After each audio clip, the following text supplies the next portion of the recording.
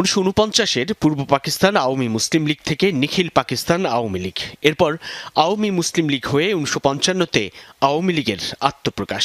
সেই আওয়ামী লীগ 1970-এর জাতীয় নির্বাচনে নৌকা প্রতীকে লড়ে পূর্ব বাংলার জনতার কাছে একমাত্র গ্রহণযোগ্য দল হিসেবে নিজেদের প্রমাণ দেয়।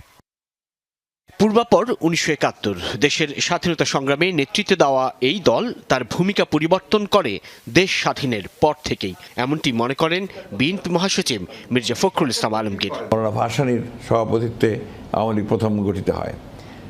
তখনকার যে আওয়ামী লীগ, তার পরবর্তীকালের যে আওয়ামী লীগ, এমনকি শেখ মুজিবুর রহমান সাহেবের নেতৃত্বে যে আওয়ামী লীগ ছিল 1971 সাল পর্যন্ত, সেই আওয়ামী লীগের যে চেহারা আর বর্তমান আওয়ামী লীগের চেহারা তো এক না, সম্পূর্ণ ভিন্ন।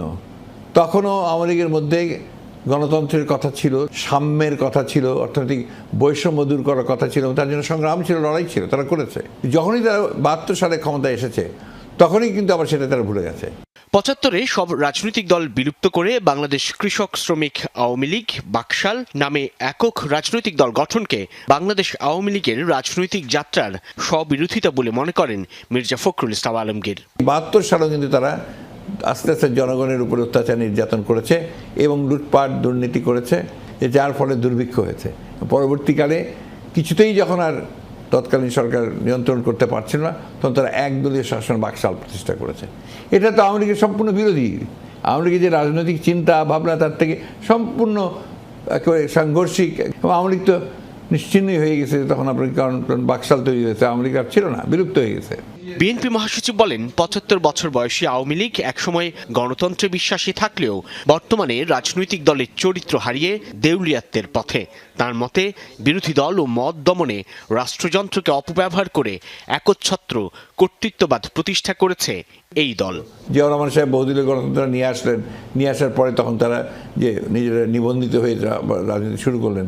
যেই আওয়ামী লীগ আবার ক্ষমতায় এসেছে, তখন তারা আবার ওই আগের চরিত্র, হচ্ছে যে আপনার দুঃশাসন, তাদের দুর্নীতি, তাদের সন্ত্রাস। আওয়ামী লীগ হচ্ছে বেসিক্যালি একটা সন্ত্রাসী দল। ওরা যখনই ক্ষমতায় আসে, তখন সেই সন্ত্রাস দিয়ে তারা আপনার জনগণের সমস্ত অধিকারগুলোকে কেড়ে নেওয়ার চেষ্টা করে। এখন যে আওয়ামী লীগ করছে, প্রত্যেকটা জায়গায় এসে আওয়ামী লীগ তাদের দলীয় লোকজন ঢুকিয়ে এটাকে একটা দলীয় রাষ্ট্রে পরিণত করতে চলেছে, which is not acceptable by the people. BNP মহাসচিবের মতে, দীর্ঘ রাজনৈতিক পথ চলায় অভিজ্ঞ আওয়ামী লীগের উচিত জনগণের ভাষা বোঝা, বিশ্বাস রাখা গণতন্ত্র, সুষ্ঠু নির্বাচন ও মত প্রকাশে। আওয়ামী লীগের এখন জনগণের সঙ্গে কোনো সম্পর্ক নেই। যে সঙ্গ থাকতো, তাহলে আওয়ামী লীগ সম্পূর্ণভাবে এটা বুঝতে সক্ষম হতো যে এখন যেটা দরকার সেটা ইমিডিয়েটলি একটা ফেয়ার ইলেকশন করা দরকার।